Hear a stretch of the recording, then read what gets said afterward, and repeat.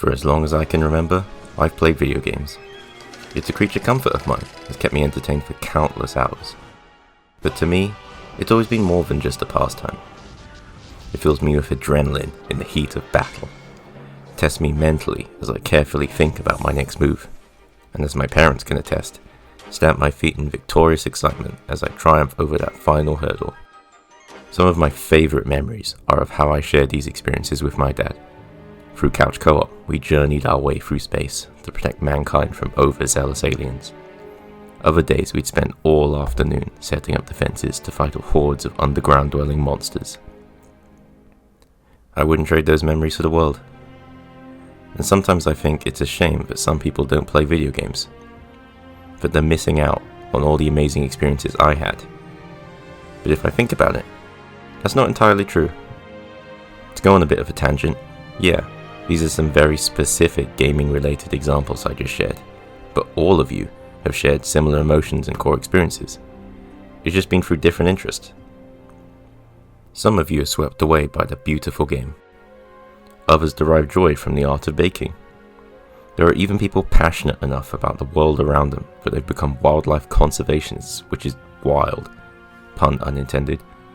I've never understood why people are into what they're into specifically, but hey, respect. You do you and whatever sparks joy in your life. In my case, I'm someone who enjoys gaming, and to come back around to my point, all I want to say is that even though everyone has their thing, their niche, if you will, there's another avenue to have these worthwhile experiences. Whether it be stereotypically hardcore, or simply casual, why not make room for another passion? I respect that video games simply might not be for some people, but I'd like to try and give you a new perspective on the medium. On behalf of this community, and anyone who's ever picked up a controller or a keyboard, I'd like to give my thoughts, feelings, and more significantly, share with you what you're missing out on. So, whether you're a seasoned gamer, or have never been remotely interested in video games, I'm here to ask you one simple question.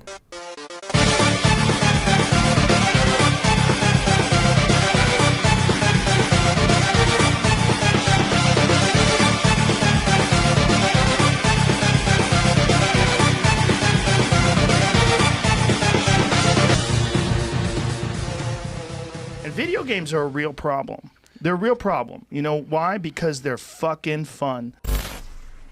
Yeah! Some argue that players get so hypnotized by these games that they have little time for anything else. Yeah, no need to worry. I don't have an addictive personality. It seems like these things have gotten so much worse since video games became so realistic. Can we please stop with this for a second? Video games are not bad for you, nor are they this inherently evil parasitic thing. Alcoholism is bad, but I don't go around slapping drinks out of people's hands to prevent that. Lung cancer is the worst, but it's not anyone's place to preach the dangers of smoking to someone who chooses to do so. Look, you get the point. The fact is, video games are no different than any other pastime or vice you definitely partake in. So, now that we got that out of the way, it's time to move on to the other nonsensical elephant in the room. But what if video games aren't my thing? I tried it, but it's just not for me. What did he say? That's a weird statement. It's like saying you don't like movies or listening to music. You might not care for smooth jazz. You might hate the sight of gory horror like me. But when there are so many genres available, which cater to all of our unique individual tastes and personalities, saying you don't like video games is actually an impossible statement.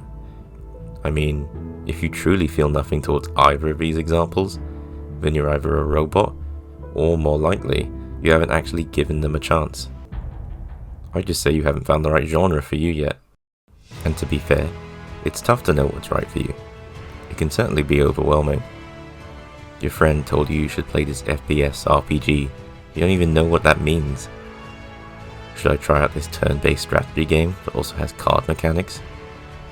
No. Stop. Focus. Focus on what appeals to you. What would you like to do with your time? And more importantly, what sounds like fun to you personally. How about traveling back in time and exploring the ancient world? Want to manage resources and make decisions on how best to run a post-apocalyptic survival shelter? Simply feel like hanging out with your friends? Or maybe make some new ones with a hilarious social icebreaker? Even saying something as basic as, "I like the look of this character, she seems fun," is perfectly fine to hone in on and a great starting point. After that, it's just about narrowing it down, picking one, and playing. Can I make a suggestion?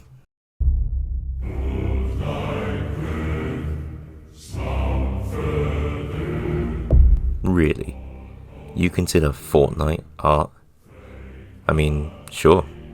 Cards on the table, I'm obviously biased, but it's my belief that video games are an art form. Undeniably so on the design side of things at the very least. The technical elements of game production are extremely underappreciated and no easy feat to achieve or deliver, even in its sometimes bugged out state. By this definition, even for all its dumbed down, memeable, repetitive shooter elements, something like Call of Duty technically is art. On top of that, it's got something a lot of games and their lucrative ongoing business models sadly disregard these days. A single player campaign. Some of which are proven to be engaging, cinematic, and even emotion driven when it hits its stride. And that's what I want to focus on next. Story and narrative. It's more often than not the main reason why I'm personally drawn to certain titles, and who knows, it might be why you could be too. For a long time, I've known that video games aren't merely mindless entertainment to pass the hours. It does do that, sure, but it can also be a medium, one through which talented people can tell engaging stories and give truly enriching experiences. Let's go back to just before we got on the Fortnite bus. This is God of War, and out of nowhere it stole my heart and placed itself as my favourite game of all time. See, I was an Xbox kid, and missed out on all the great game titles that the PS3 and 4 had to offer. So when the scarce opportunity to get a PS5 presented itself, I leaped at the chance. I knew nothing about the game or the franchise's existing history other than this release was really well received, so I hopped in. There I became Kratos, a god from a faraway land, taking solace refuge with his only son, Boy. Yes, that's what we're calling him from now on, and you'll understand why I'm compelled to do so if you've played the game. Now, boy. Now, boy. Boy. Now, I initially thought the game was going to be just me violently smashing and killing things in a linear campaign. And it was, but it turned out to be more than that.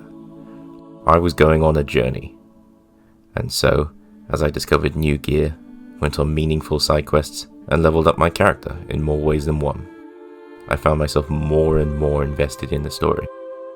God of War's story is about a husband silently grieving the loss of his better half, a flawed father trying to do the best by Boy, and a resentful god forced to confront the actions of his torturous past, ultimately making him question his true nature. Imagine if all of that was packaged in a Michael Bay movie, because that's the emotional whiplash and rollercoaster I strapped into when I bought this game.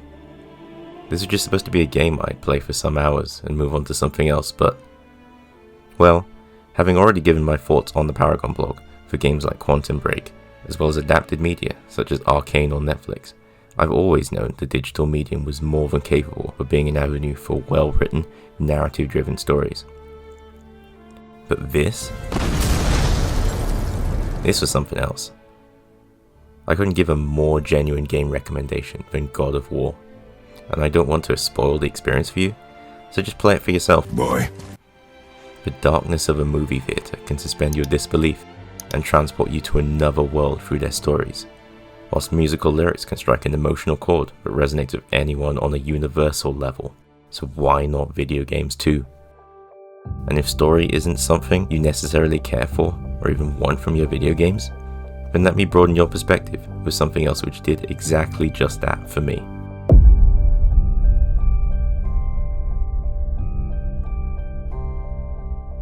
In the main, I like shooters, open world, and strategy games. That's pretty much it. And like many gamers I imagine, I rarely venture outside my own Venn diagram of interests and stick to the genres I know through and through. Remember when I said you might hate the sight of gory horror like me? Though there are exceptions to the rule, and some genres I'm more than okay with, I am not a fan of hardcore horror. I like to sleep, and I don't see the need to trigger my overactive imagination. So what the hell was I doing watching an entire walkthrough for a game called Little Nightmares 2, you ask? Honestly, I have no idea. I was just watching a streamer I liked.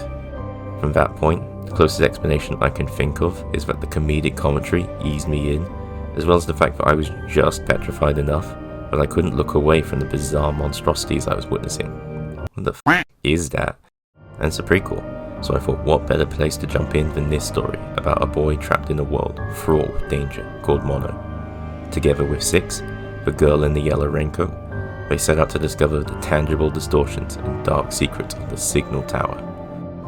Like many kids, I've played puzzle platformers before, but I've certainly never touched a survival horror adventure.